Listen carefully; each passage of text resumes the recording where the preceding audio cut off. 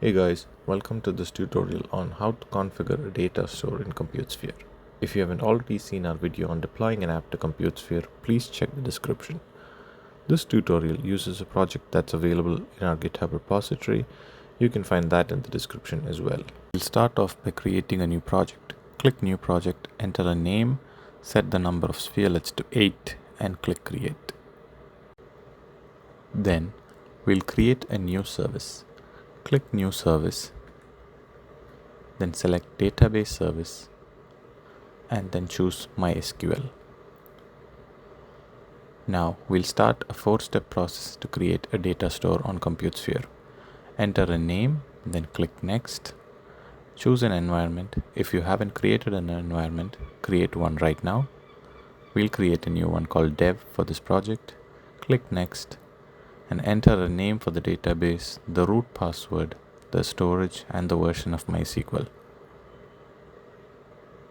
Once this is entered, click Next. Lastly, choose the number of spherelets, set it to 4 and click Deploy. After a few seconds, the service is deployed. Click View Service Details to view all the details about the deployed data store. On the right hand side, you can see the host URL. Click Copy because we will be using this in our Node.js app after deployment. In the Configuration tab, you can see all the details that you had configured earlier. Then we are going to create a Node.js app that uses the data store that we deployed. Click New Service, select App Service, and then select Deploy Container Image. This will start a 7-step process like we've seen before. Enter a name for your app service and click Next. Then select the environment that we created earlier. Now we must create 4 environment variables that our application uses to communicate with the data store. These are db host, db name, db user, and db password. db host value is the value that you copied earlier from the data store you deployed. db name is the name that we gave to the database, which is user management. db user is the root user, and db password is whatever you set during the configuration. Once this is done, click Next. Now select an image that you want to deploy. We are using one of the images from our repository. Once that's done, click Next. Set the number of spherelets to 4. Click Next. We're not going to set sphere stars and health checks, so click Next. And in the networking tab, set 3000 as the port number and click Deploy.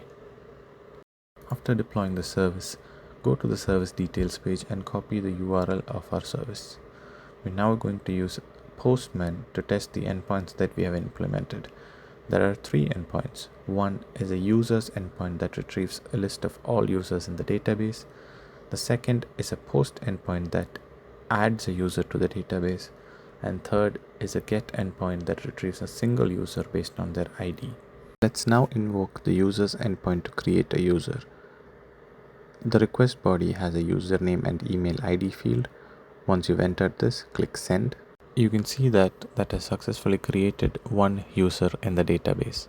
If you change the endpoint to get and add 1 as the query parameter, you can get the single user that was created. Now let's add one more user into the database. There are 2 fields that are required: username and email ID. Be sure to model your database according to your requirements. This is just a sample representation based on our project. Once you have entered the username and email ID, click Send on Postman and you will have a new user created with the user ID 2.